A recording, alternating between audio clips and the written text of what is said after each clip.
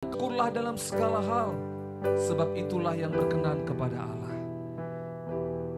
Biarlah kami menghampirimu dengan hati pengucapan syukur. Terimalah korban syukur kami. Tuhan, terima kasih untuk semua kasih setia, pemeliharaan, pertolongan Tuhan. Kami sadar bahwa tanpa Tuhan, kami tidak bisa melanjutkan hidup ini. Terima kasih Bapa, dan kami mau terus bergantung kepadamu. Berkati sebentar kami mau belajar Bible study bersama-sama. Tuhan memberi hikmat, memberi sukacita. Hati yang haus dan lapar akan kebenaran akan dipuaskan. Berfirmanlah Tuhan, ajarlah kami semua. Dalam nama Yesus kami berdoa, kami mau belajar bersama. Haleluya, amin. Hai, puji Tuhan, terima kasih. Hari ini kita akan lanjut Bible study kita. Kita sudah sampai kepada Yohanes pasal yang ke-9. Nah, Yohanes pasal 9. Luar biasa ya. Pembelajaran kita sudah sampai di Yohanes pasal 9. Kemarin kita tinggalkan di Yohanes pasal 8 bagaimana Yesus datang di hari raya Pondok Daun 7 kali 7 minggu, 7 kali 7 hari, jadi 50 hari. Mereka bersama-sama dan kita sudah bahas. Dan selama perayaan itu menarik sekali, Yesus juga membuat mujizat. Salah satu mujizat dan salah satu hal hebat yang Tuhan Yesus lakukan di sana, yang pertama yaitu menolong seorang wanita untuk dia akhirnya menerima pengampunan dan hidupnya menerima kesempatan yang kedua untuk diselamatkan. Nah, ini mujizat kedua yang tanda kutip ada di sekitar hari raya Pondok Daun itu. Kita akan belajar sama-sama di dalam Yohanes pasal yang ke-9. Lembaga Alkitab Indonesia memberi judul Orang yang Buta Sejak Lahir. Oke ya, buta sejak lahir. Apakah Bapak Ibu pernah bertemu dengan orang yang buta sejak lahir? Kita lihat mulai dari ayat 1. Baik. Nah, sebelumnya saya mau kasih pandangan dulu pada Bapak Ibu Saudara. Ayat ini mengenai orang yang buta sejak lahirnya, ini menjadi sebuah polemik atau pertanyaan besar. Mengapa bisa terjadi? Betul? Karena nanti di sini juga akan ada pertanyaan, bagaimana ini bisa terjadi?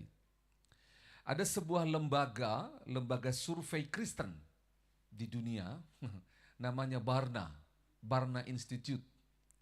Nah, mereka itu pernah membagikan beberapa pertanyaan kepada orang-orang percaya. Salah satu pertanyaannya adalah seperti ini. Bila Anda punya kesempatan untuk bertanya kepada Tuhan, dan Tuhan akan menjawab, apa pertanyaan saudara? Begitu loh. Jadi disurvei. Bila Anda punya kesempatan untuk bertanya kepada Tuhan, apa pertanyaannya? Itu. Nah, saudara tahu yang mengagumkan adalah salah satu jawaban terbanyak pertanyaan yang mau diajukan kepada Tuhan adalah, mengapa Tuhan mengizinkan hal yang jahat, kematian, kehancuran terjadi di muka bumi? Bukankah Dia adalah Tuhan yang penuh kasih? Nah, seperti itu. Paham maksudnya ya? Jadi itu pertanyaan besar yang ditanya. Dan betul itu sering kali muncul. Dan bahkan kita juga bisa mengalaminya. Dalam istilah teologi ada namanya itu teodesi. Teodesi ini berbicara tentang seperti ini. Di mana kebaikan Tuhan saat hal buruk terjadi. Nah, di Mazmur pasal 78 itu pernah terjadi. Bagaimana pemazmur bertanya, di mana keadilan Tuhan? Di mana kebaikan Tuhan? Dan ini mengganggu banyak orang. Mengapa Tuhan mengizinkan? Orang-orang kelompok ateis, ketika mereka melihat Alkitab, mereka berkata seperti ini. Tuhan tidak adil. Mengapa Dia mengizinkan banyak kematian, perang di perjanjian lama? Jadi sehingga mereka mendefinisikan bahwa Tuhan itu tidak punya moral. Begitu loh. Nah, ini pertanyaan-pertanyaan seperti ini kalau tidak bisa kita jawab, maka iman kita bisa goyang. Bahkan ada seorang filsuf Yunani namanya Epikurus. Epikurus ini membuat sebuah pertanyaan. Dia orang Yunani berusaha berpikir tentang Allah. Yaitu di dalam dunia ini di mana Allah berkata dia itu berdaulat, bisa mengatur segala sesuatunya. Tetapi mengapa dia izinkan kematian waktu bayi, mengizinkan orang baik mati, dan membuat orang jahat bisa panjang umur. Seakan-akan Tuhan tidak adil. Nah, ini menjadi terus pertanyaan banyak orang dari zaman dahulu sampai sekarang. Yohanes pasal 9 ini adalah salah satu jawaban terbaik untuk hal itu. Yuk kita lihat sama-sama. Ayat 1. Waktu Yesus sedang lewat, ia melihat orang yang buta sejak lahirnya. Nanti lewat kemana ini Yesus?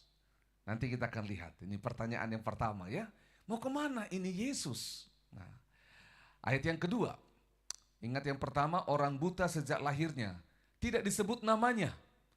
Hanya disebut apa yang terjadi pada dia. Jadi kalau kita bisa panggil namanya jadi siapa? Si buta.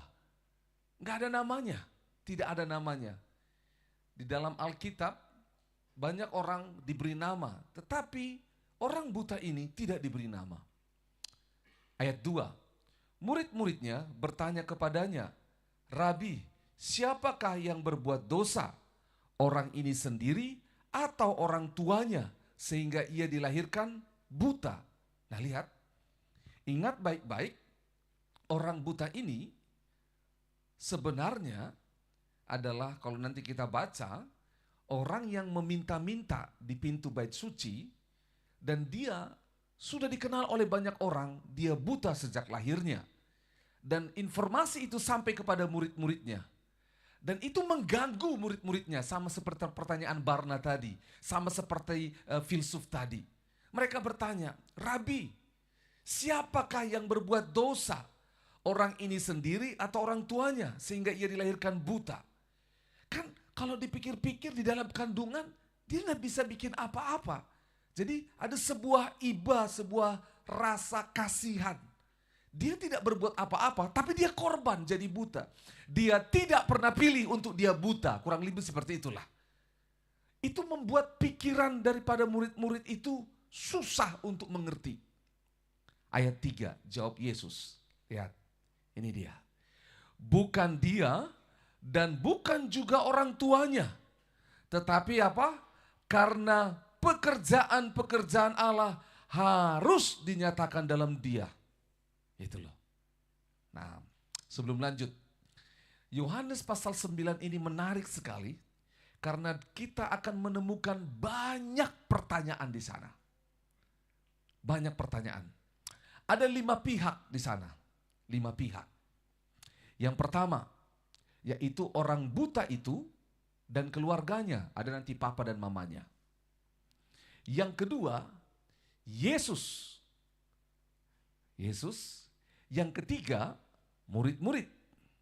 Yang keempat, orang Farisi. Dan yang kelima, orang banyak. Dan nanti kita akan lihat bagaimana mereka saling berkontribusi memberi pendapat tentang orang buta ini. Ini menarik. Tentang orang buta ini ada 5 ya. Tadi orang buta dan keluarganya, papa mamanya. Yang kedua ada Yesus. Yang ketiga murid-murid. Yang ketiga 4 orang Farisi. Dan yang kelima ada orang banyak di sana. Nah, pertanyaan muncul pertama dari murid-murid. Nah, nanti kita akan ketemu banyak pertanyaan. Siapa yang bertanggung jawab? Kenapa dia lahir buta? Jawab Yesus. Bukan dia dan bukan juga orang tuanya. Tetapi karena pekerjaan-pekerjaan Allah harus dinyatakan di dalam dia. Artinya begini. Ada banyak hal di muka bumi ini yang tidak bisa kita jawab dengan rasio kita. Izinkanlah itu menjadi bagian daripada rahasia Allah supaya lewat hal itu pekerjaan Allah dinyatakan. Nangkap ya? Nah gitu loh. Saudara pasti punya ada pertanyaan yang belum bisa terjawab. Dan izinkanlah pertanyaan itu terjawab nanti seiring dengan pertumbuhan rohani saudara. Izinkanlah. Ya. Contoh nih sebelum saya lanjut. Satu kali ada seorang bapak dosen di sebuah universitas di Makassar ini. Suami istri ini menikah hanya punya satu anak laki-laki. Anak ini bertumbuh besar mengasihi Tuhan, namun dalam usia muda meninggal. Wah, waktu meninggal dengan semua potensi kehebatan yang ada dalam dirinya, papanya terpukul. Papanya terpukul. Dan bertahun-tahun, saya lupa, 14 atau 15 tahun kemudian peristiwa ini saya bertemu dengan bapak itu. Lalu kami diskusi. Ternyata setelah peristiwa itu bapak ini menjadi pendiam, dia tinggalkan gereja dan dia berkata Allah tidak adil. Begitu. Nah, dalam perjalanan ini di bus kami ketemu ngobrol. Waktu ngobrol itu Tuhan bagaimana cara Tuhan untuk bisa meyakinkan orang ini? Saya tanya sama bapak itu. Waktu anak bapak meninggal, bapak mengerti enggak mengapa Allah mengizinkan dia untuk mati? Tidak tahu pak. Tahun kedua, ketiga dan terus. Terus saya tanya, ada enggak momen di mana bapak akhirnya dicelikan Tuhan? Mengapa anak bapak meninggal? Kalau tidak salah 10 tahun kemudian setelah ini. Oh kok bisa pak? Karena ada orang lain yang meninggal seperti anak saya juga. Dan orang tuanya kehilangan. Oh begitu? Terus? Akhirnya apa yang terjadi? Dia lebih parah hidupnya dibanding saya. Saya mulai mengerti. Kalau anak saya meninggal, anaknya juga meninggal, dia hampir gila, saya tidak gila. Dan saya menolong dia. Dia mulai melihat hal positif 10 tahun kemudian. Bayangkan. Nah di tahun ke-14 itu kami bertemu, saya ajak bapak ini buka Alkitab sama-sama. Kita lihat kisah Ayub. Dan akhirnya apa yang terjadi? Seperti ini. Justru untuk pekerjaan besar Tuhan harus dinyatakan. Itu yang membuat dia. Nah oleh sebab itu hari ini kita punya titik start yang sama. Kalau ada sesuatu hal yang besar terjadi dalam hidupmu tidak engkau mengerti sekarang. Kita udah bertanya pada Tuhan gak ada jawaban. Belajarlah percaya bahwa sekalipun tidak dimengerti belum ada jawaban. Percaya dengan perkataan Yesus bahwa melalui hal itu pekerjaan-pekerjaan Allah harus dinyatakan. Amin. Lanjut. Ayat 4, Yesus melanjut berkata, kita harus mengerjakan pekerjaan Dia yang mengutus aku. Yohanes 9 ya, ayat 4 sekarang. Kita harus mengerjakan pekerjaan Dia yang mengutus aku.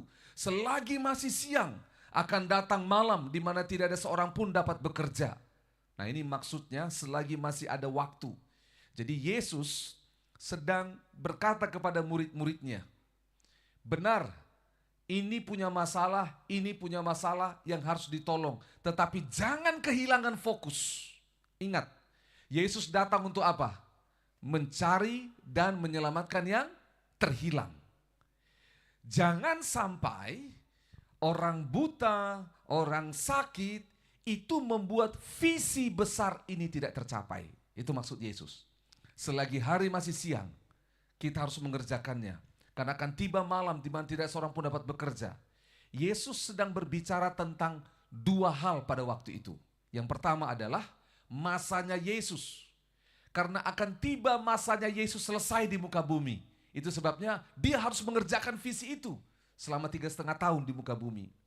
Tetapi yang kedua ada juga masa di mana kita semua. Karena akhir zaman akan apa? Tiba. Di mana kita nggak bisa bikin apa-apa lagi. Gitu loh. Nggak bisa. Jadi selagi masih ada waktu sekarang. Bilang kiri kanan, selagi masih ada waktu. Jadi harus bekerja. Ayat 5, selama aku di dalam dunia, akulah terang dunia.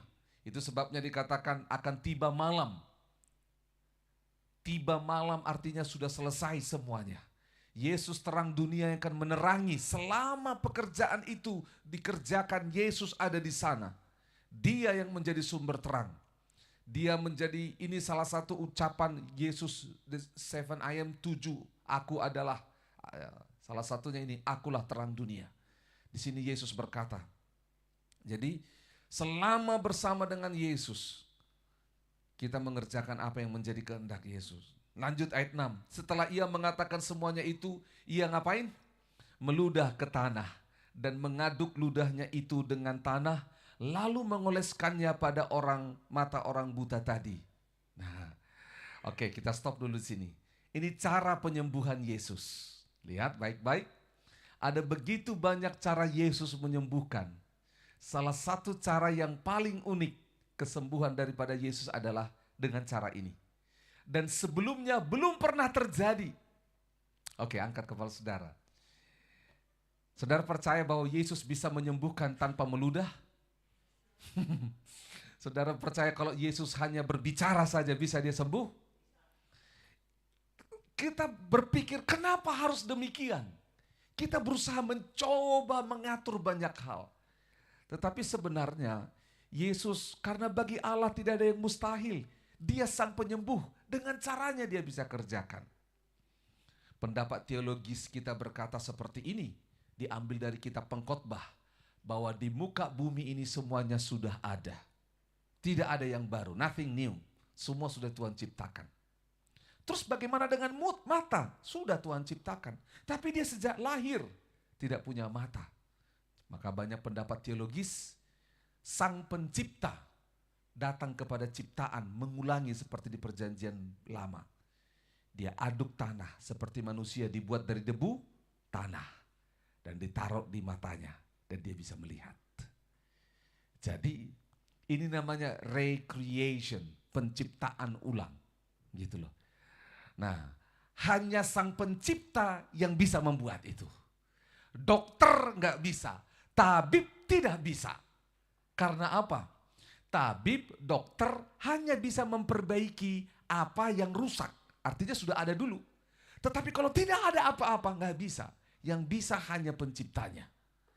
Itu sebabnya ketika Yesus membuat itu, oke sebentar, coba saudara bayangkan kalau saudara ada di sana. Saudara jijik gak? Tapi orang buta itu apakah jijik? Tidak, karena dia tidak lihat kan? Saudara jijik karena saudara lihat. Dia tidak. Apa yang dilakukan Yesus, dia tidak tahu. Dia tidak tahu. Yesus gak ngomong begini, hai orang buta, aku akan meludah ke tanah, dan tanah ini akan aku olah, dan aku taruh di matamu. Tidak. Yesus tidak berkata demikian. Dia bertindak. Yohanes menulisnya. Begitu loh, sehingga kita bisa paham. Yohanes menulisnya. Nah, lalu mengoleskannya kepada mata orang buta tadi. Nah, yang menarik dari kesembuhan yang Yesus lakukan, sekali lagi, Yesus bisa aja mengangkat tangannya dan dia sembuh. Tapi lihat apa yang terjadi. Bahasanya kita ini adalah kuasa sentuhan. Katakan sama-sama, kuasa sentuhan. The power of touch. Nah, jadi Yesus menyentuh, menjamah matanya. Dan ini menarik, lihat, hampir semua kesembuhan di dalam perjanjian baru yang dilakukan Yesus, hampir semuanya, mereka itu bersentuhan dengan Yesus. Mengapa demikian? Karena yang Yesus inginkan dari semua kesembuhan adalah persekutuan dengan Dia. Bukan mujizat kesembuhannya menjadi ending, tapi apa? Persekutuan dengan Dia. Itu sebabnya Yesus itu ingin supaya ending dari semua mujizat itu adalah manusia mengenal Dia dan bersekutu dengan Dia. Ya, lihat kuasa sentuhan.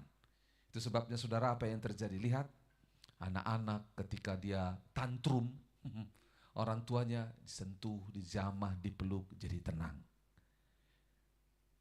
Sentuhan itu punya kuasa. Itulah yang dilakukan Yesus. Ayat 7. Dan berkata kepadanya, pergilah, basuhlah dirimu dalam kolam Siloam. Siloam artinya yang diutus. Maka pergilah orang itu, dan ia membasuh dirinya, lalu kembali dengan matanya sudah melek, sudah melihat. Ingat baik-baik prosesnya, berjumpa dengan Yesus. Diaduk, baru Yesus menyembuhkan dia, disuruh cuci mata di Siloam. Ingat baik-baik, arti nama Siloam apa? Yang diutus. Oke, dengar baik-baik. Yang diutus. Siapa yang menyuruh orang buta ini cuci mata di kolam Siloam? Yesus. Dan kita tahu Yesus adalah yang diutus oleh Allah. Jadi yang diutus oleh Allah ini sedang menegaskan kepada semua orang di sana bahwa apapun yang dilakukan, disuruh, diperintahkan oleh sang pengutus, maka itu akan terjadi. Gitu loh. Dan yang kedua, arti Siloam di sini yang diutus. Kita nanti akan lihat bagaimana akhirnya orang buta ini diutus oleh Tuhan dengan cara yang luar biasa, berbicara kepada orang Farisi, berbicara dengan orang banyak, bahkan berbicara dengan orang tuanya. Gitu loh. Maksud saya menyampaikan itu supaya seperti ini. Seringkali kita kehilangan cerita yang lengkap tentang firman Tuhan. Contoh, orang yang buta sejak lahir, kita hanya langsung pikir tentang kesembuhan. Tapi kita lupa ada tugas dari orang yang buta itu, yaitu apa? Dia diutus. Sama, kitab Yunus. Apa yang saudara ingat tentang kitab Yunus?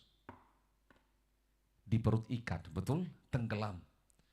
Padahal kisah Yunus tujuan utama bicara soal apa? Niniwe yang akan dibinasakan. Jadi kita lupa, kita miss. Nah oleh sebab itu, simpan dalam pikiran Anda tentang yang diutus. Supaya kita tidak hanya larut dalam pola kesembuhan. Ayat 8. Tetapi tetangga-tetangganya. Nah ini tadi kelompok yang kelima. Ingat ada 5 pihak tadi yang kita bicarakan dalam kisah ini siapa? Orang buta dan keluarganya, papa dan mamanya. 2 Yesus, yang ketiga murid-murid, yang keempat orang Farisi, yang kelima orang banyak. Salah satunya adalah tetangga-tetangganya. Tetapi tetangga-tetangganya dan mereka yang dahulu mengenalnya sebagai apa? Pengemis. Oke, ini identitas dia yang kedua. Identitas yang pertama apa? Buta. Yang kedua apa? Pengemis. Ingat namanya tidak ada. Lihat betapa mengerikan identitas yang melekat pada dirinya. Mereka berkata, bukankah dia ini yang apa? Selalu mengemis. Jadi pengemis itu si buta panggilannya, mengemis pekerjaannya. Oke, lihat ya. Ada yang berkata, benar, dialah ini. Ada pula yang berkata, bukan, tetapi ia serupa dengan dia. Wah, jadi lihat baik-baik. Apapun yang terjadi dalam hidupmu, akan ada banyak komentator yang bisa memberikan penilaian dalam hidup kita. Dan komen-komen itu bisa merusak hidup kita atau bisa membangun hidup kita. Tetapi yang pasti kita harus punya sesuatu dalam diri kita. Karena yang merusak bukan apa yang masuk dalam diri kita, tetapi keputusan kita untuk meresponi itu. Itu sebabnya hukum komunikasi. Hukum komunikasi yaitu yang potensi untuk berhasil atau rusak hidup seseorang bukan karena apa yang masuk kepada dia, tetapi apa yang dia keluarkan. Artinya begini, kalau semua orang di sekeliling berkata negatif dan dia terima hal negatif, lalu dia berespon negatif, maka akan hancur hidupnya. Tetapi ketika semua orang berkata negatif, dia merespon dengan positif, dia berpikir positif dan dia akan melakukan hal positif, maka dia berhasil. Itu yang terjadi. Makanya orang buta itu berkata, lihat seperti ini. Waktu berkata, ada orang berkata ayat 9, benar, dialah orangnya, dialah ini. Ada yang berkata, bukan, dia serupa. Orang itu sendiri berkata, apa dia bilang? Benar, akulah itu. Wah, kira-kira menurut saudara, dia muncul sebagai orang yang bagaimana? Dia, menurut saya, emosi daripada firman ini adalah, ini seperti kebangkitan seorang pahlawan. Seumur hidupnya, dia buta, dia pengemis, dia orang yang terkutuk. Nanti di bawah kita akan lihat. Karena orang yang buta itu dianggap, sejak lahir dianggap terkutuk. Dan tiba-tiba semua identitasnya berubah. Benar, akulah dia. Betul? Dia benar, akulah dia. Kalau saudara nonton film Star Wars, waktu berperang itu, langsung dia berkata, I'm your father, katanya. Dia kasih tahu waktu mereka berperang. Ternyata dia bapaknya. Begitulah ya. Lanjut ayat 10. Kata mereka kepadanya, kata mereka orang banyak ini, tetangga-tetangganya, bagaimana matamu menjadi melek? Nah, lihat ini pertanyaan. Saya sudah katakan tadi, akan ada banyak pertanyaan di dalam diskusi ini. Bagaimana matamu menjadi melek? Lihat, ini pertanyaannya bagaimana? Gitu loh ya. Sebenarnya kalau saudara baca di sini, kalau tidak salah saya temukan itu ada 4 kali nanti bertanya bagaimana, bagaimana, bagaimana, bagaimana. 4 kali. Gitu loh. Dan kalau kita lihat kisah ini, sebenarnya yang paling cocok bukan bagaimana, tetapi apa? Siapa? Siapa yang menyembuhkan? Gitu loh. Tetapi kita lihat sama-sama ayat 11 ini ya. Jawabnya, orang yang disebut Yesus itu mengaduk tanah. Lihat, orang kan bertanya, bagaimana matamu menjadi sembuh? Harusnya jawabnya apa? Tanah diaduk, lalu taruh mataku, lalu aku ke Siloam dan sembuh. Betul? Tapi apa jawab orang buta itu? Orang yang disebut Yesus itu. Lihat, saudara paham maksudnya? Orang banyak bertanya bagaimana. Orang buta ini menjawab siapa? Karena bagi orang buta ini yang terpenting bukan bagaimana aku sembuh, tapi siapa yang menyembuhkanku. Nah, inilah ciri-ciri orang yang benar yang mengalami mujizat Tuhan dengan benar. Ada banyak orang ketika bersaksi mengalami mujizat Tuhan, dia banyak bercerita tentang bagaimana dia sembuh, tapi sedikit berbicara tentang siapa yang menyembuhkan. Itu sebabnya di awal dia berkata, orang yang disebut Yesus. Ingat baik-baik, umpamakanlah orang ini usianya 30 tahun. Agak mirip dengan Yesus usianya. Seumur hidupnya dia tidak pernah lihat Yesus. Mungkin dia pernah dengar rumor tentang Yesus, tapi nggak bisa lihat. Makanya dia bilang orang yang disebut Yesus itu bukan orang yang dia lihat. Mengoleskannya, mengaduk tanah, mengoleskannya pada mataku dan berkata kepadaku, pergilah ke Siloam dan basuhlah dirimu. Lalu aku pergi dan setelah aku membasuh diriku, aku dapat melihat. Oke, sebentar dulu. Saudara lihat. Berarti matanya bisa melihat kapan? Setelah dibasuh. Oke, kolam Siloam itu dari mata air sungai Gihon.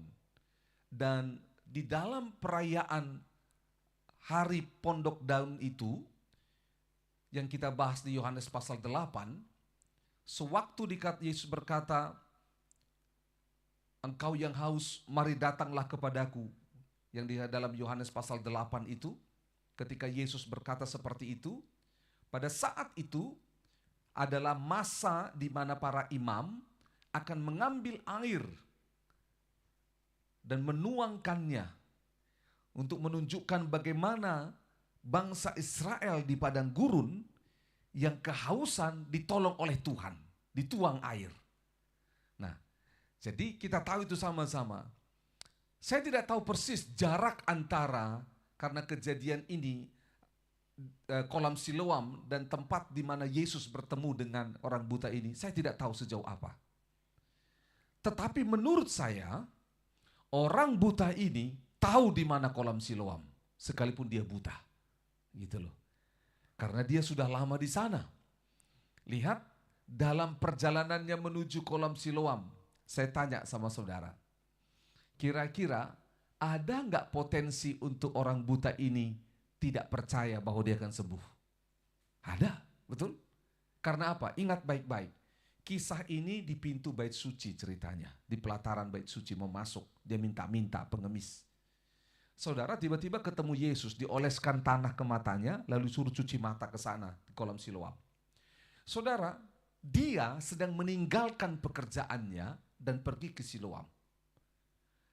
Ada kemungkinan, bisa kita bayangkan, orang ini Kalau aku minta-minta di sini dapat uang terus, aku bisa hidup. Buktinya sampai tua seperti ini, sampai dewasa seperti ini, buta minta-minta bisa makan. Kalau aku pergi dan buka mata, mungkin aku tidak punya pekerjaan. Ingat, dia bisa berpikir seperti itu. Atau dia bisa berpikir, kalau aku pergi, sementara ini orang lagi banyak datang, nanti aku tidak dapat sumbangan orang-orang. Ada potensi orang ini untuk menolak dia sembuh. Ada. Tapi lihat baik-baik. Kenapa dia pergi ke kolam Siloam? Kenapa dia mau? Kenapa dia tidak mengikuti dua asumsi kita tadi? Yaitu, aku mau buta seumur hidup supaya bisa minta-minta. Yang kedua, aku mau meminta-minta di sini karena sedang banyak orang. Mengapa? Karena di ayat di atas tadi dikatakan apa? Melalui orang buta ini, pekerjaan-pekerjaan Allah dinyatakan. Artinya apa? Allah mendesain peristiwa itu. Itu ya. Oke, lanjut lagi. Ya. Ayat yang ke-11 tadi, orang yang disebut Yesus itu mengaduk tanah, mengoleskannya pada mataku dan berkata kepadaku, pergilah ke Siloam dan basuhlah dirimu. Lalu aku pergi. Lihat, ini ketaatan. Sama-sama katakan, ketaatan. Dan setelah aku membasuh diriku, aku dapat melihat. Ketaatan melahirkan mujizat. 12. Lalu mereka berkata kepadanya, di manakah dia? Oke, dari bagaimana sekarang, di manakah dia? Apa jawab orang buta itu? Aku tidak tahu. Karena memang orang buta ini nggak lihat Yesus. Kira-kira kalau ada Yesus di situ, dia tahu nggak Yesus? Mungkin dia bisa dengar, oh ini Yesus. Tapi dia nggak pernah lihat. Dan dia jujur, aku tidak tahu. 13, lihat apa yang terjadi. Lalu mereka membawa orang yang tadinya buta itu kepada orang apa? Orang-orang Farisi. Ini kelompok yang keempat tadi, orang-orang Farisi. Orang-orang Farisi. Adapun hari waktu Yesus mengaduk tanah dan memelekkan mata orang itu adalah hari apa? Hari Sabat. Stop dulu. Saudara, ini menarik. Yesus ini, kalau orang kita bilang cari gara-gara. Saudara nanti boleh cek di dalam Alkitab. Ada sekitar 7 mujizat yang Yesus lakukan pada hari Sabat. Ada 7 mujizat. Dan selalu itu menimbulkan kehebohan secara khusus orang Farisi. Gak bisa ini, hari Sabat. Dan itu yang menjadi terus memuncak di hati mereka sehingga mereka ingin membunuh Yesus. Karena melanggar hukum Taurat mereka. Itu loh. Ingat pada hari Sabat. Lihatlah apa yang terjadi. 15. Karena itu orang-orang Farisi pun bertanya kepadanya. Apa pertanyaannya? Bagaimana matanya menjadi melek? Sama seperti pertanyaan siapa tadi? Tetangga-tetangganya dan orang banyak, betul? Pertanyaannya bagaimana? Jawabnya, ia mengoleskan adukan tanah pada mataku, lalu aku membasuh diriku dan sekarang aku dapat melihat. 16. Maka kata sebagian orang Farisi itu, orang ini tidak datang dari Allah, sebab ia tidak memelihara hari Sabat. Sebagian pula berkata, bagaimanakah orang berdosa dapat membuat mujizat yang demikian? Maka timbullah pertentangan di antara mereka. Jadi lihat, orang Farisi itu terbagi dua jadinya. Karena apa? Harus bilang apa? Melanggar hukum. Berarti ini bukan dari Tuhan. Tapi satu sisi, nggak ada yang bisa lakukan mujizat kalau dia orang berdosa. Begitu loh. Jadi ini menjadi sebuah pertentangan di antara mereka. Saatnya orang buta ini melihat kegaduhan di antara mereka. Dan dia jadi penonton. Mereka ribut. Mereka semua menjadi pengkritik. Mereka menjadi semua penilai, peneliti. Orang buta ini menjadi objek yang diteliti. Apa yang terjadi? Lihat. Ketika timbul pertentangan itu, ayat 17. Lalu kata mereka pula kepada orang buta itu, dan engkau, apa katamu tentang dia? Karena ia telah memelekkan matamu. Karena tadi sudah ada dua pendapat. Satu, bahwa Yesus itu adalah orang yang tidak berasal daripada Allah karena dia tidak memelihara hari Sabat. Tapi yang kedua, Yesus itu adalah yang berasal daripada Allah karena dia bisa mujizat dan dia bukan orang berdosa. Jadi dua mereka ini sudah memberi pendapat. Sekarang kau orang buta, kau yang alami, menurutmu siapa dia? Nah, kalau tadi di atas dia sudah jawab, Yesus. Tiba-tiba dia memberikan sebuah jawaban yang menjadi detail daripada Yesus. Ia adalah seorang apa? Nabi. Oke, stop dulu. Kenapa dia nggak langsung ngomong Tuhan? Kenapa Nabi? Di perjanjian lama kita tahu ada Nabi bangsa Israel yang membuat mujizat. Namanya siapa? Ya, ada Elia yang begitu terkenal mujizatnya. Membangkitkan orang mati, semua. Jadi mereka pikir ini nabi. Di perjanjian lama yang buat mujizat itu nabi. Dan dia berkata, ia adalah seorang nabi. 18. Tapi orang Yahudi itu tidak percaya bahwa tadinya ia buta dan baru dapat melihat lagi. Sampai mereka memanggil orang tuanya. Bohong ini, penipuan ini. Kamu ini, gitu loh. Dipanggillah orang tuanya. Oke, dipanggil orang tua, kelompok yang selanjutnya. Dan bertanya kepada mereka, inikah anakmu yang kamu katakan bahwa ia lahir buta? Kalau begitu, bagaimanakah ia sekarang dapat melihat? Ditanya lagi. Nah, ada dua pertanyaan. Apakah dia benar anakmu yang sejak lahir buta? Yang kedua, bagaimana ia dapat melihat? Ayat 20, jawab orang tua itu, yang kami tahu ialah bahwa dia ini anak kami dan bahwa ia lahir buta. Pertanyaan nomor 1 dijawab. Oke. Pertanyaan nomor 2. Tetapi ayat 21, bagaimana ia sekarang dapat melihat? Kami tidak tahu. Dan siapa yang memelekkan matanya? Kami tidak tahu juga. Tanyakanlah kepadanya sendiri sebab ia sudah apa? Dewasa. Itu sebab tadi saya berasumsi dia umur 30. Orang Yahudi menganggap orang yang sudah umur 30 itu dewasa.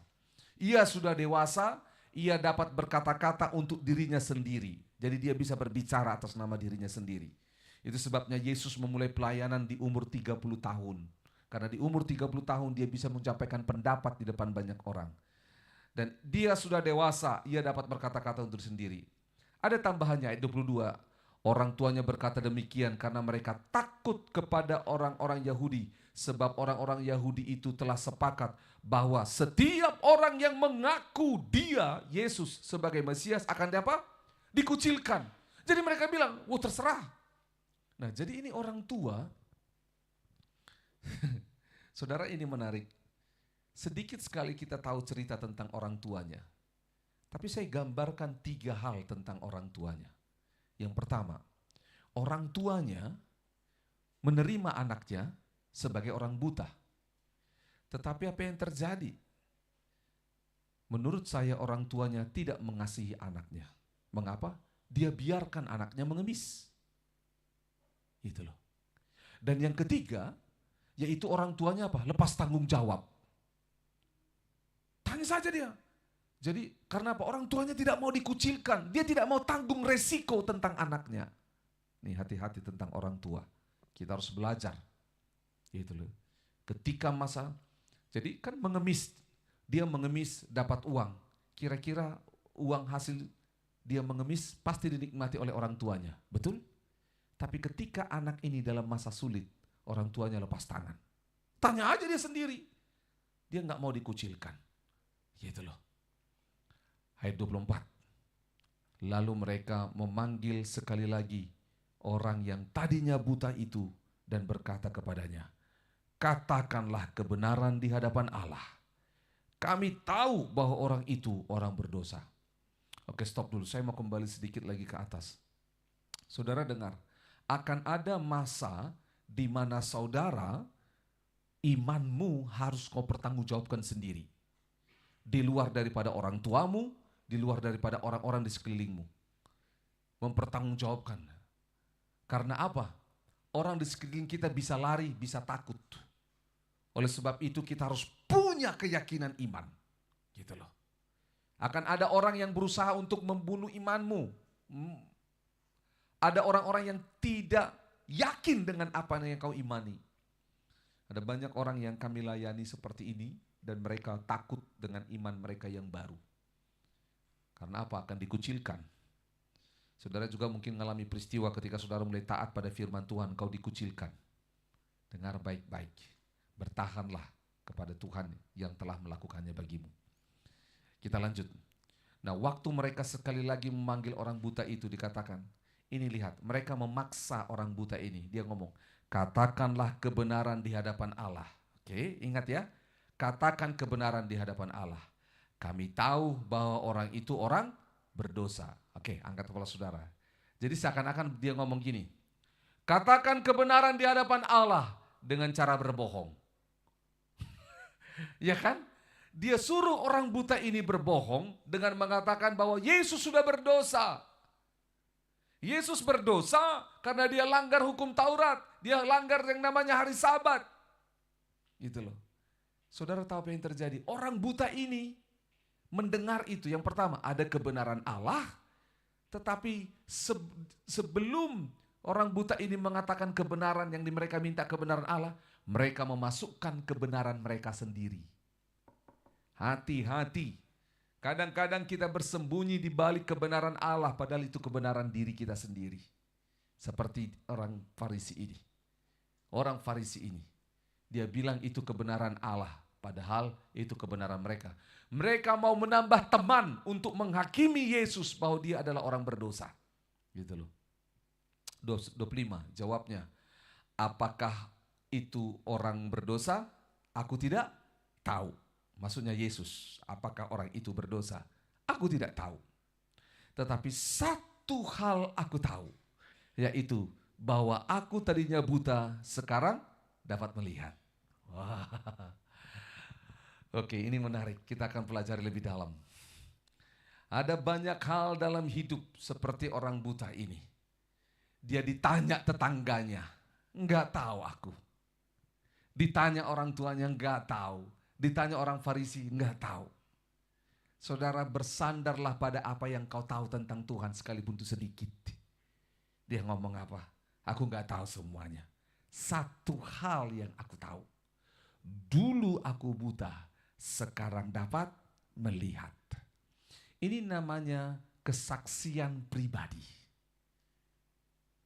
Personal testimony. Kesaksian pribadi.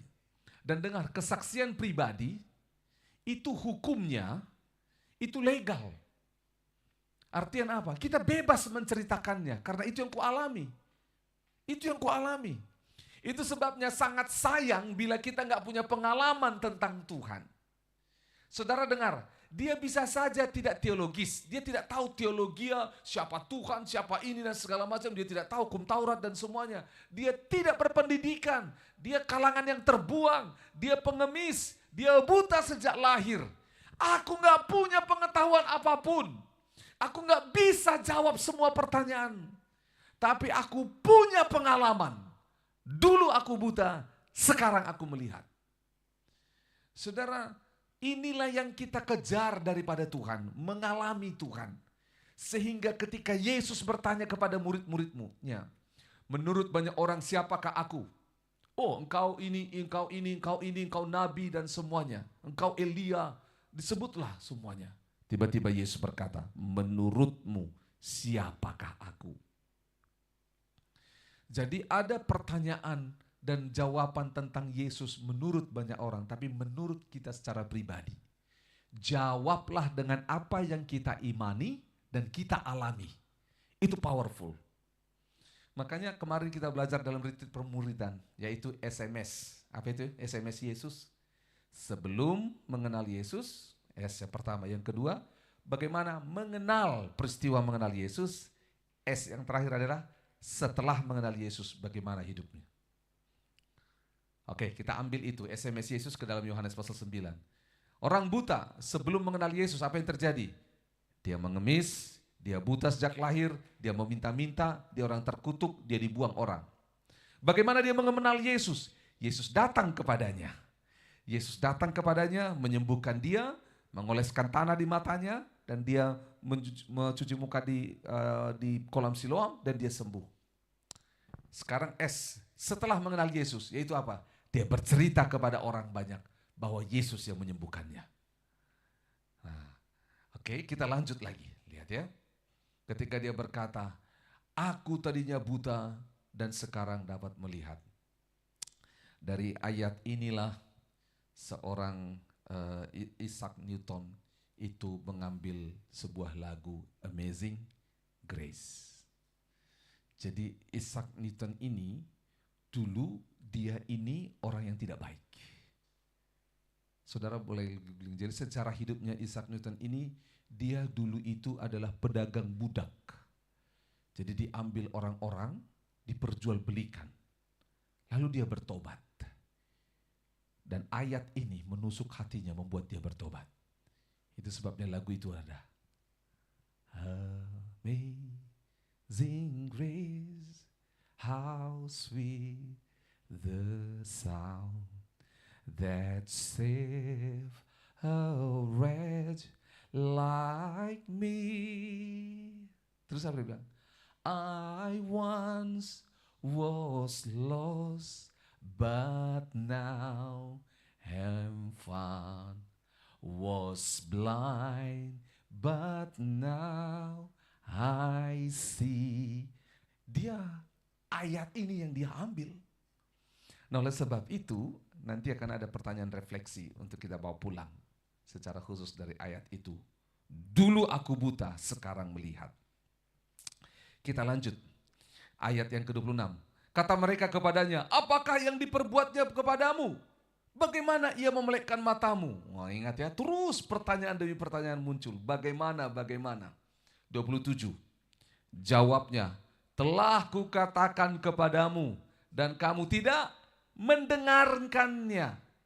Mengapa hendak kamu mendengarkannya lagi? Barangkali kamu mau menjadi muridnya juga. Menurut saudara, apakah mereka mendengarkan waktu orang buta ini berkata, aku buta, lalu ia mengaduk tanah, taruh di mataku dan aku cuci mata di kolam Siloam, lalu aku bisa melihat. Waktu orang buta ini bercerita seperti itu kepada orang Farisi itu, apakah menurut saudara mereka dengar? Mereka dengar. Tapi orang Farisi hanya mau mendengar jawaban yang mereka inginkan. Ada banyak orang seperti ini kita temui di muka bumi ini. Betul? Kita berbicara dengan mereka, mereka hanya mau mendengar apa yang menyenangkan hatiku, apa yang cocok denganku, apa yang aku sukai, apa yang aku setuju. Kalau tidak, aku tidak mau. Mereka dengar, makanya sampai orang buta itu bilang, kamu mau dengar lagi? Itu loh. Barangkali kamu mau menjadi muridnya juga. Wah. Saudara, ini lihat. Posisinya ayat 28, lihat ayat 28, ini luar biasa.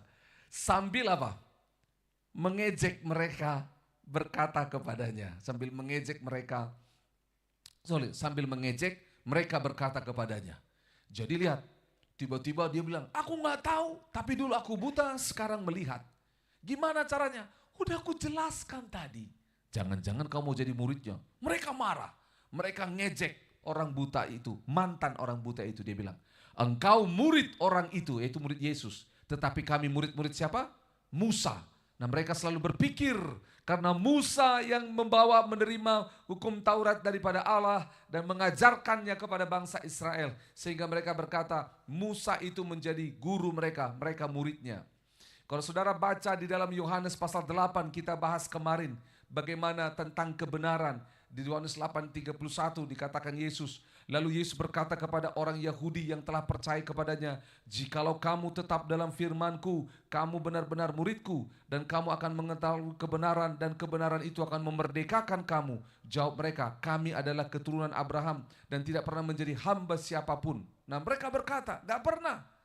Kami keturunan Abraham, guru kami adalah Musa. Jadi mereka mengurutkan itu semuanya. Tidak orang ini, bukan Yesus ini.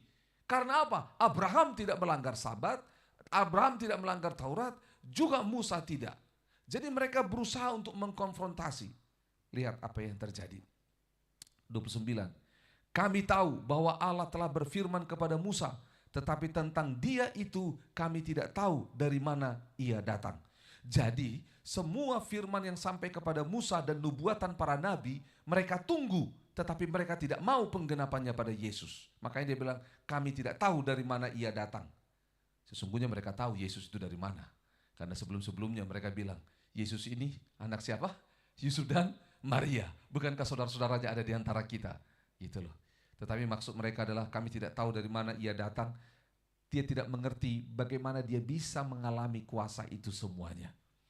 30, jawab orang itu kepada mereka, aneh juga. Ingat, sebelumnya mereka ngejek orang buta, betul ya? Dia ngomong apa? Aneh juga bahwa kamu tidak tahu dari mana ia datang. Wih, kau tahu Abraham, kau tahu Musa, kau tahu para nabi. Tapi kau nggak tahu dari mana ia datang. Sedangkan ia telah memelekkan mataku. Oh, aneh juga. Saudara boleh bayangkan ekspresinya pada waktu itu, betul? Udah dia diejek-ejek, dia balas. Aneh juga dengan semua kepintaranmu, masa kau nggak tahu gitu loh. Tiba-tiba mereka bilang apa? Kita tahu bahwa Allah tidak mendengarkan apa? Orang-orang berdosa, melainkan orang-orang yang saleh dan yang melakukan kehendaknya. Dari dulu sampai sekarang. Nah, maaf, ini orang buta itu yang bicara. Tadi kan mereka sudah orang Farisi itu yang bicara, sekarang orang buta yang bicara. Aneh juga dia lanjutkan. Dia mulai, tanda kutip, ini hebat. Dia mulai masuk unsur teologis. Tadi hanya unsur dia sembuh. Dia bilang apa? Kita tahu bahwa Allah tidak mendengarkan orang-orang berdosa. Artinya apa? Hanya orang saleh yang didengar dan yang melakukan kehendaknya. 32.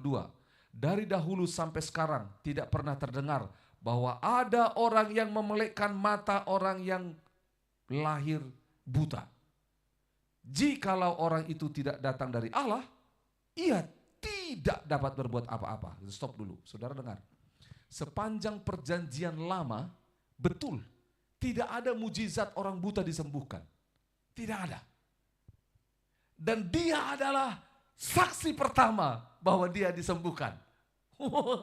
Nggak ada. Aneh juga kau nggak tahu tentang Yesus ini ya. Dia bilang sama orang Farisi itu. Sejak zaman dahulu sampai sekarang nggak ada. Nggak ada, belum pernah ada. Belum pernah ada. Jadi dia bilang, kira-kira kalau belum pernah ada, dan yang kedua, Tuhan tidak mendengar orang berdosa. Jadi siapa yang bisa membuat ini? Jikalau orang itu tidak datang dari Allah. Nggak akan ada yang bisa buat. Musa tidak pernah, Elia tidak pernah, semua nabi-nabi besar di perjanjian lama tidak pernah memelekkan mata orang sejak yang lahirnya buta. Saya yang pertama. Jadi kira-kira siapa yang bisa bikin seperti itu kalau bukan Tuhan? Kurang lebih gitu bahasanya. 3 ayat terakhir. Masih ada lagi. Jawab 34. Jawab mereka, engkau ini lahir sama sekali dalam dosa dan engkau hendak mengajar kami. Wow, lihat. Kau lahir dalam dosa, mau ngajar kami. Buta sejak lahir, enggak sekolah, enggak tahu firman, mau ngajar kami lagi. Balas mereka. Saudara, waktu mereka berkata engkau ini lahir buta sama sekali dalam dosa. Engkau ini lahir sama sekali dalam dosa dan engkau hendak mengajar kami. Ini teologi yang tanda kutip kita fahami waktu dikatakan engkau lahir sama sekali dalam dosa.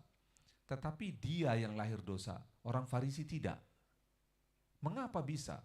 Pandangan orang Farisi, orang Yahudi adalah, saudara masih ingat ketika Kain dan Habel mereka berantem dan akhirnya dibunuh. Dikatakan apa? Dosa, kalau kau marah, dosa udah mengintip di pintu. Bukan dosa dikatakan apa? Maut mengintip. Jadi saudara tahu apa yang terjadi? Mereka berkata pintu, dosa atau maut mengintip di pintu. Pintu berbicara tentang rahim. Pintu untuk manusia datang di muka bumi ini yaitu apa? Rahim. Jadi dari situlah pandangan orang Yahudi bahwa kalau ada orang buta sejak lahir, dia itu berdosa dan kena kutuk. Gitu loh. Sehingga akhirnya lahirnya tidak sempurna. Ada pandangan itu bagi mereka. Dan lalu mereka mengusir dia keluar. Ingat baik-baik. Ini di mana ceritanya? Ya di bait suci. Karena di situ yang namanya para imam itu berkumpul. Kalaupun geser sedikit, mungkin dari bait suci yang besar ke sinagog. Kalaupun diusir, saudara, diusir keluar. 35. Yesus mendengar bahwa ia telah diusir keluar oleh mereka.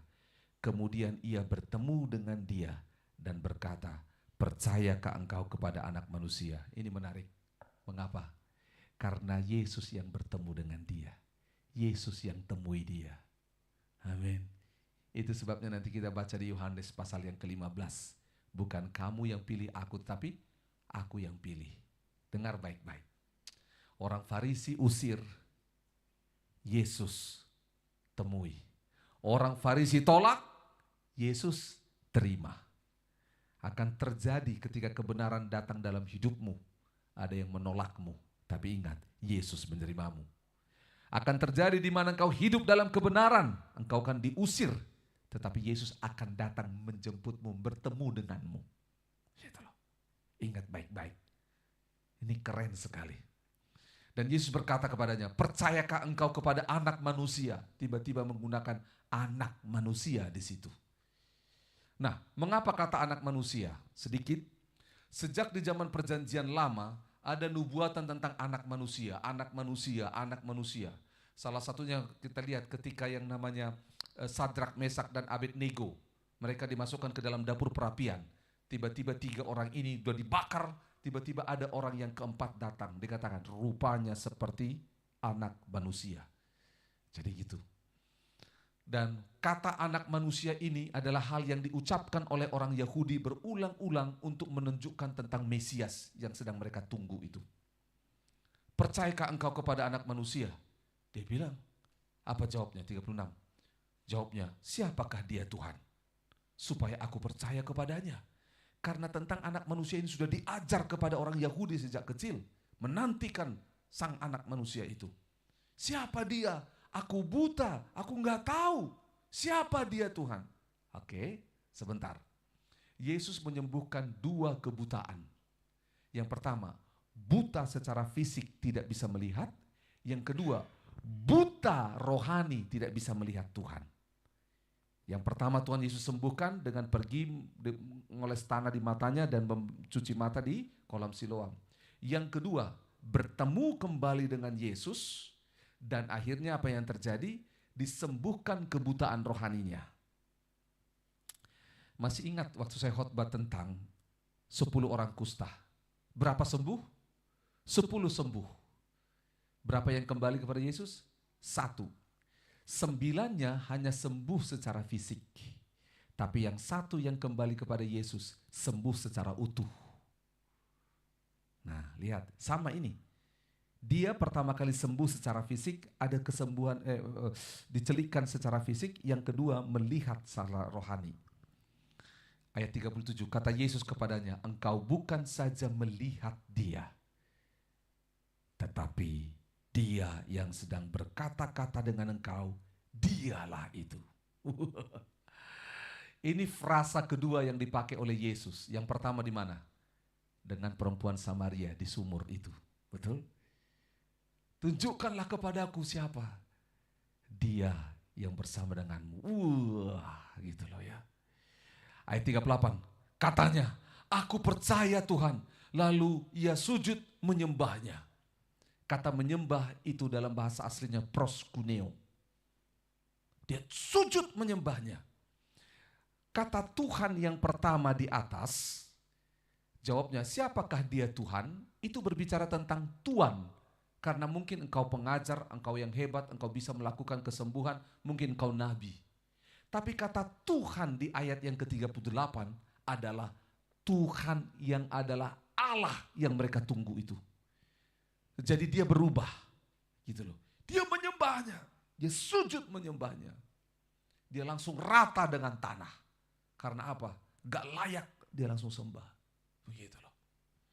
Kata Yesus, aku datang ke dalam dunia untuk menghakimi, supaya barang siapa yang tidak melihat dapat melihat, dan supaya barang siapa yang dapat melihat menjadi buta. Oh, oke. Saudara mungkin sulit mengerti ini. Jujur, ayat ini pernah saya baca waktu SMP. Dan saya ingat, saya tanya ini sama guru.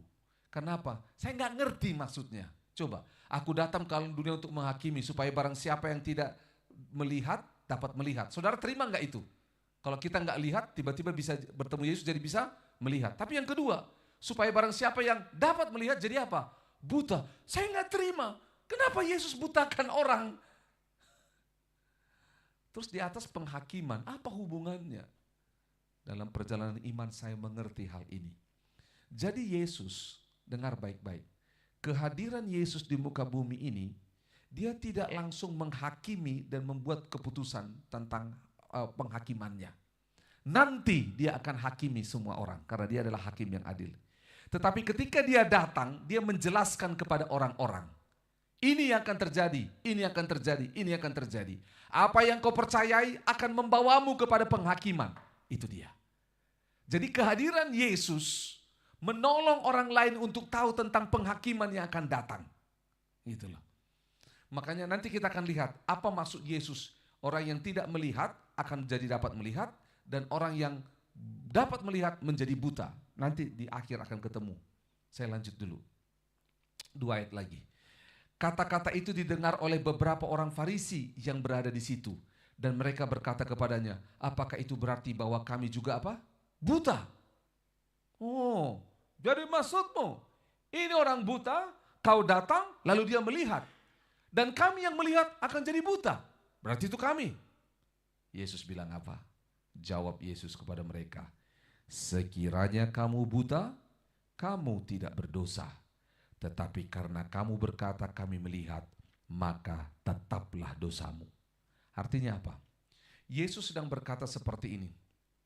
Kalau engkau ini bukan buta secara fisik, tapi kebutaan yang disebut oleh Yesus di dalam Yohanes 9:39 dan 41 itu adalah buta secara rohani. Mengapa?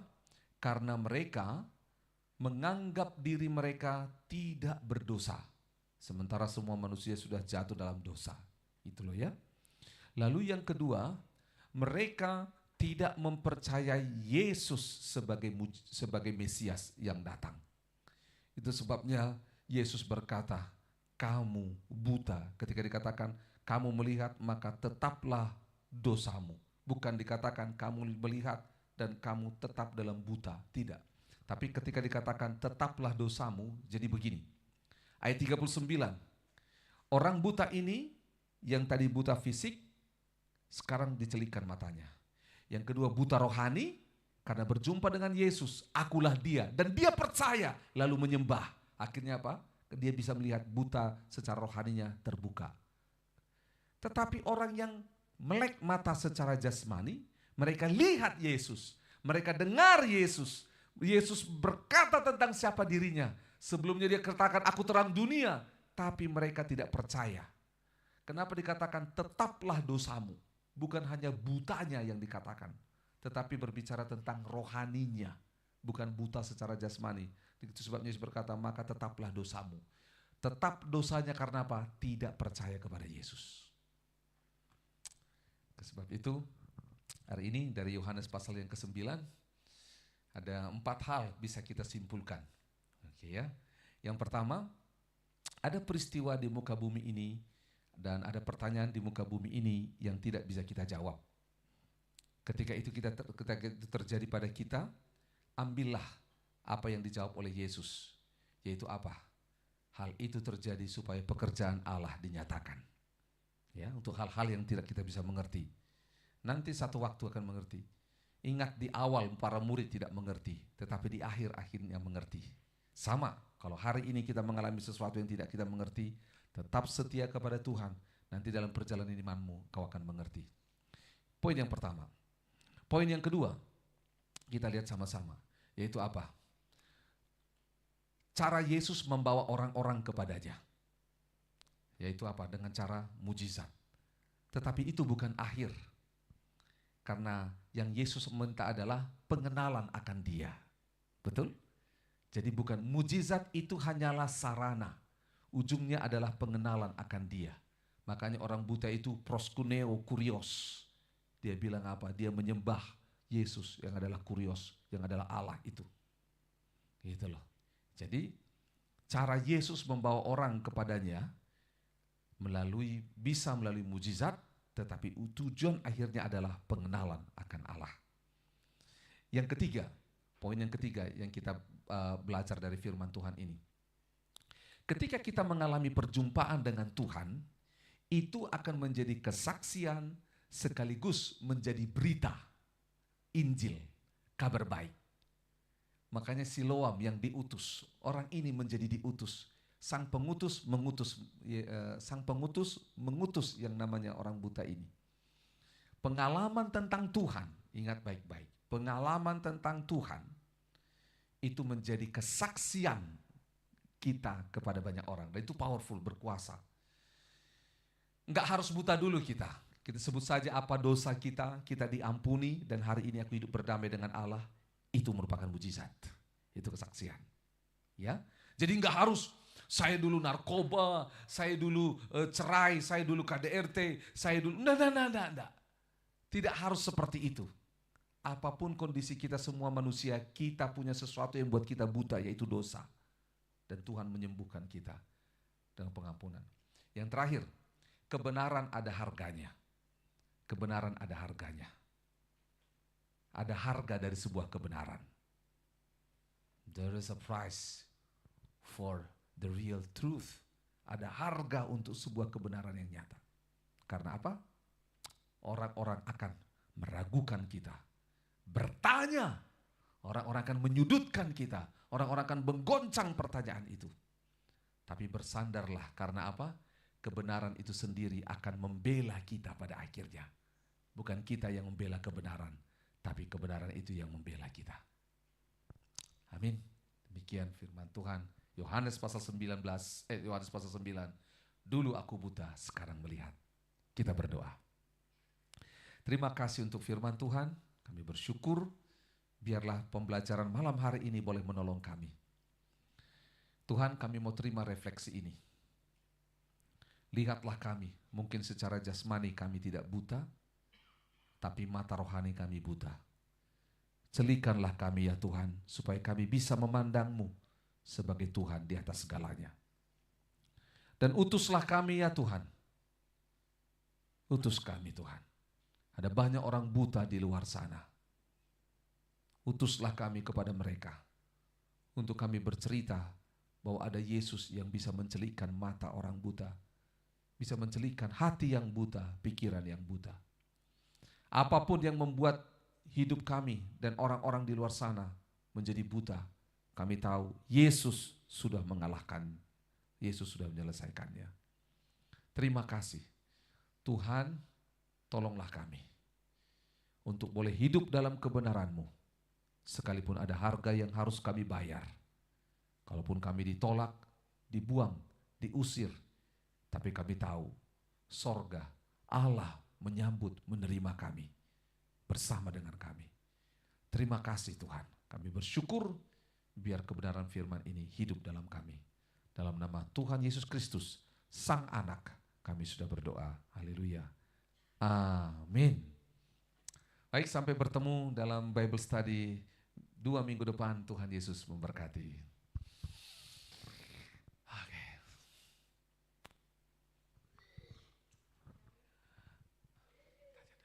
Sudah, Viel?